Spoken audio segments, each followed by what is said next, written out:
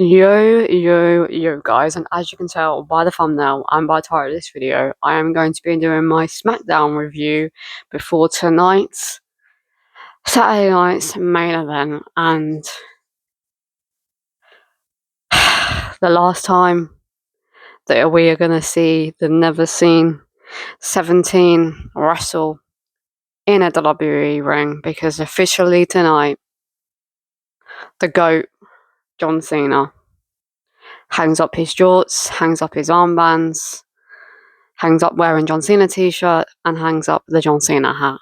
And tonight is the end of the road for John Cena when it comes to in-ring competition. And I'm not gonna lie to you guys, I wasn't gonna do a SmackDown review because SmackDown last night was only just a 4 out of 5 for me personally. It was very, very close to being a high 3 out of 5, but I gave it just a 4 for the beginning segment because I wasn't expecting the person to come out to confront Cody Rhodes, which we'll get onto in a minute.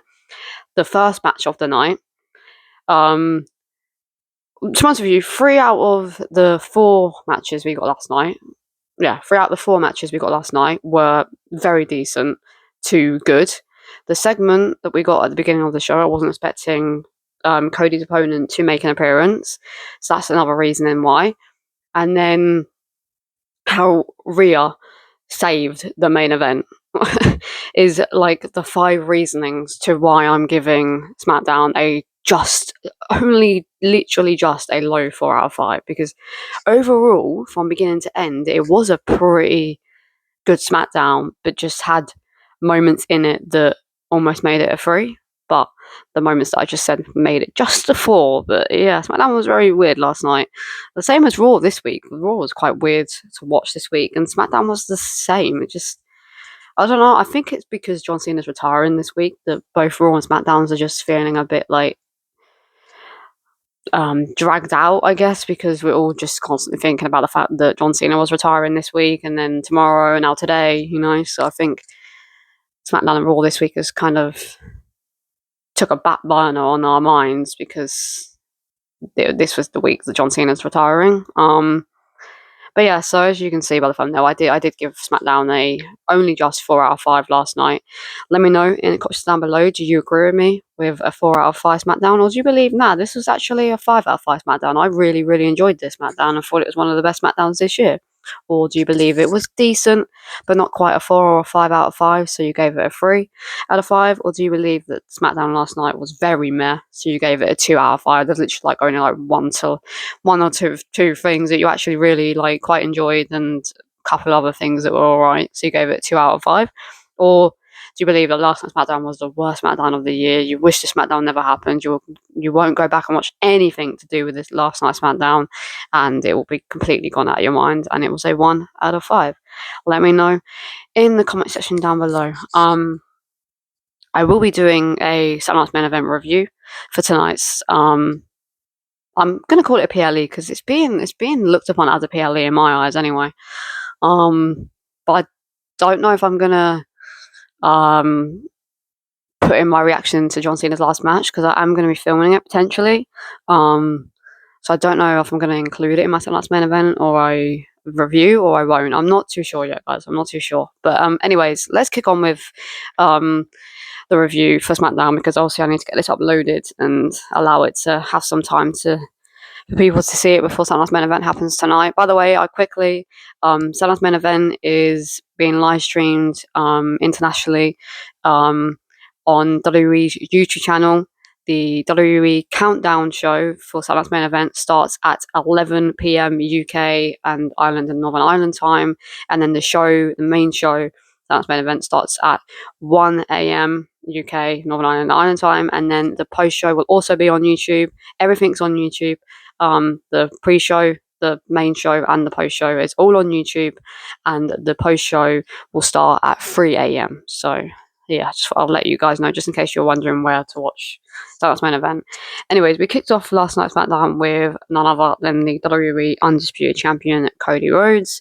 And he kind of spoke about Drew for a little bit. He said that Drew feels that WWE is an unsafe work environment. I think because Cody pulled his hair and nearly pulled a chunk of his hair out, maybe. I don't know. Cody said that Drew is only half in. Not quite sure what you mean by that, but okay. Okay.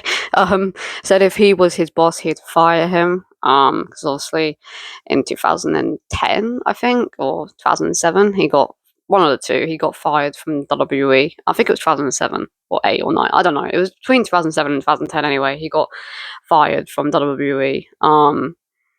Because yeah, he wasn't good enough. And then I think he got let go in 2014 or something like that, something around that time.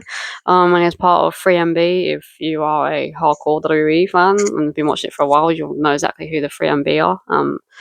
Yeah, let's not speak that much about them because that was the weirdest group ever. And then Obafemi interrupted, and this was one of the reasons why I did give SmackDown a low 4 out of 5 last night, because I wasn't expecting Obafemi to make an appearance on SmackDown. Because obviously tonight's show is an expedition show, apart from obviously Gunther and John Cena's match. It's just 3 matches. 3 of the 4 matches are exhibitions just to show off the young talent from both NXT and TNA. So I wasn't expecting like any interactions within the talent that is performing tonight, but Obafemi interrupted Cody Rhodes and introduced himself to Cody Rhodes, because obviously they've never been in the ring or done anything together backstage or anything. So he introduced himself to Cody Rhodes, said that the future is now and Cody's time is up and his time is now to quote and pay a little of hustle, loyalty and respect to none other than John Cena, because obviously he's performing on the last ever show that John Cena is going to be a part of. And Cody said, that's a quote from John Cena. I'm glad that John Cena was your hero. He was mine too.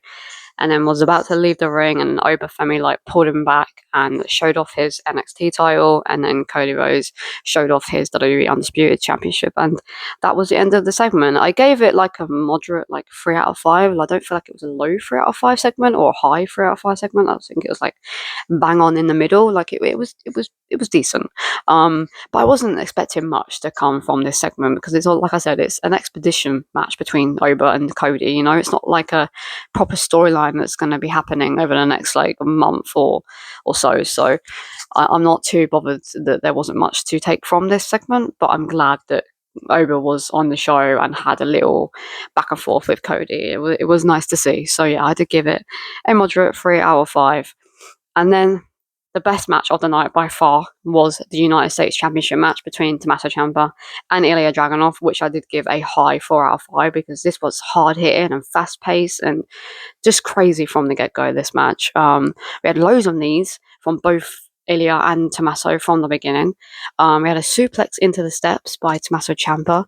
Ciampa was then targeting the knee for quite a bit of this match, which I didn't mind because it made sense, because obviously he's a heel and Ilya had a massive knee injury that he was out for WWE for like a year and a half. We had a chop fest by Ilya to Ciampa as well. He was chopping the shit out of Tommaso Ciampa.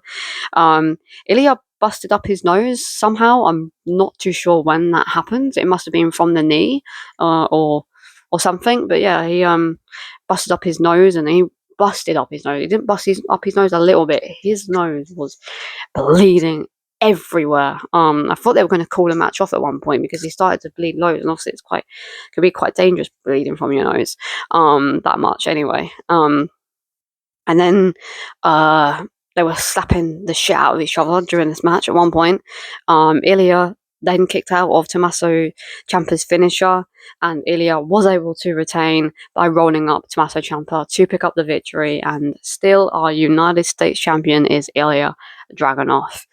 Then Tommaso Ciampa and Johnny Gargano started attacking Ilya Dragunov, and I was actually expecting Fraction to come out to make the save to help out Ilya, but to make it like 3-on-3, but it ended up being Carmelo Hayes, which I was like, huh? Okay. I was like, oh, here we go. Fraction's going to get involved. They're going to have a bit of a brawl, and then that's it. Okay. But no, Carmelo came out just on his own and started beating down Johnny Gargano and Tommaso Ciampa, and then stood tall in the ring with alongside Ilya Dragunov. Was not expecting that at all, so that was quite cool, and definitely wasn't expecting it, because like I said, I was expecting it to be Fraction, but yeah, no. it was a high 4 out of 5 for sure match, and definitely, like I said, match of the night for sure. And then we had a match between The Miz and Javon Evans, which I was not expecting to happen on tonight's SmackDown, because we got Obafemi on the show and we also got Javon Evans on the show. And I was not expecting Javon Evans to have a match against The Miz. Like, I was happy enough that he was having an interview on the show. So the fact that we actually got to see him in the ring against a veteran in The Miz is very, very cool to see. I did give it a moderate 3 out of 5 because it was a decent match. It definitely wasn't a 4 or 5 star classic, but it was decent. It was decent. It was pretty. It was a pretty back and forth match. But then The Miz kept targeting Javon's arm. The Miz then tried to go to do the AA, and it didn't work. Javon got out of that and was able to pick up the victory over The Miz with the OG cutter. Like, Javon Evans beat The Miz? What? Yeah, no, I was not expecting that at all. But yeah, like I said, it was a moderate 3 out of 5 match, but it was very nice to see Javon Evans not only just get an interview, but also have a match with a veteran like The Miz. So that was a very cool aspect to add on to SmackDown as well. We were supposed to have a John Cena celebration. Like, WWE literally posted on their Instagram story and on their Instagram post that we're going to have a John Cena celebration, like celebrating the legacy of John Cena, but we never got that. We literally just got celebrities like saying thank you to John Cena. Like, what the hell was that all about? There was no John Cena celebration like they said there was going to be. So, what the fuck was that? Like, what? So yeah, we didn't get a John Cena celebration, so that was very weird. Yeah. Next thing we're going to talk about is the Jade Cargill segment. There was also a match between Alexa Bliss and Last Legend, but I didn't write that match down. But Last Legend pretty much dominated the entire match and looked very strong. And also Saruka and Bailey were both in the audience, which I liked as well. It was a good touch to have all of the competitors, well, not apart from Leon Slater, but also he's part of TNA, so I wasn't too fussed that he was not on the show. But it was nice to have Oba, Javon, and Saruka, like 3 of the 4 people that are part of TNA and NXT on the show last night. So a very good touch. But yeah, we had a segment with Jade Cargill. I was actually expecting somebody to make their return or something a bit crazy to happen when she attacked Meechin backstage and was coming out to speak anyway. So I was like, oh, we're going to get a return?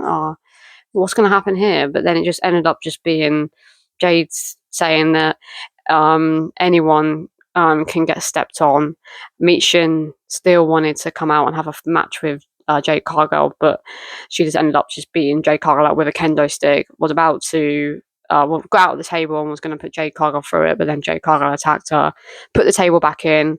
Then they started brawling a little bit in the ring, and then Jade Cargill just delivered a very, very good powerbomb to Meechin, and then that was that.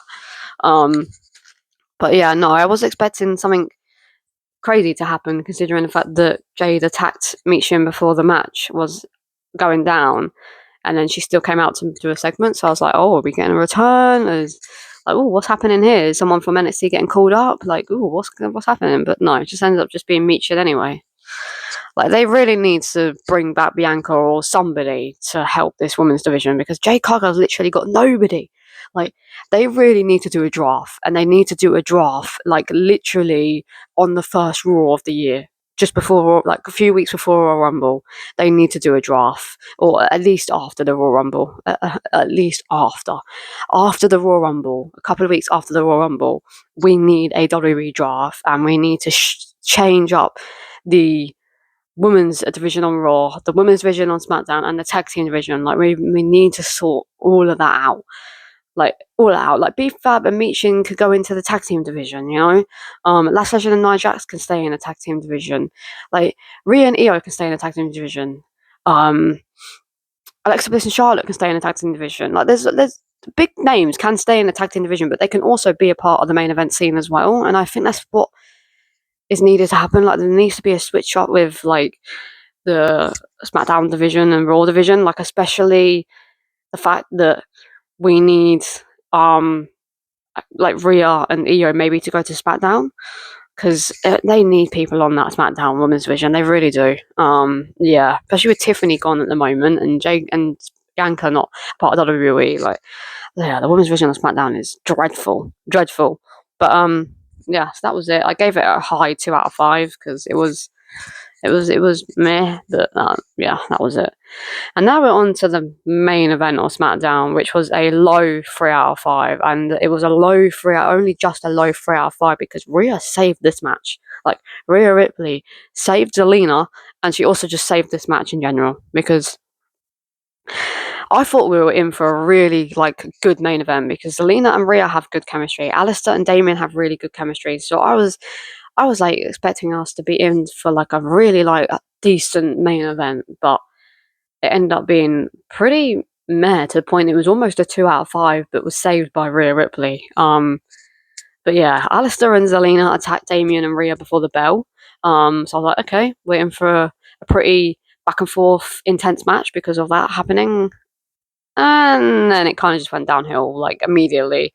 The height difference between Rhea and Zelina is fucking hilarious though. Don't get me wrong, that is hilarious to see those two in the ring, standing side by side together. Because yeah, that's funny.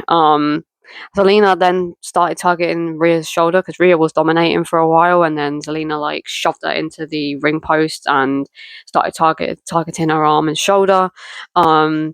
Alistair and Damien kicks are insane. Those two can kick the shit out of anybody and anything because their kicks are insane. We had a double moonsault from the top rope by Zelina and Alistair, which was pretty cool and made this match a low 3 out of 5 because that was a pretty cool moonsault by the both of them, and they timed it perfectly. And then Zelina just kept messing up. She kept trying to go for a move. I don't know what she was trying to do. I think she was flipping herself onto Rhea and then doing a DDT kind of thing. I don't know what she was going for, but she messed up the first time doing it. The second time, I think she was meant to mess it up, and then she went for a code red, completely messed that up, and then went for the code red again and nearly messed it up, but Rhea managed to save it. Yeah, she kept messing up I think she messed up about 5 times in this match, and when it was only a 10-minute match, and that is not good.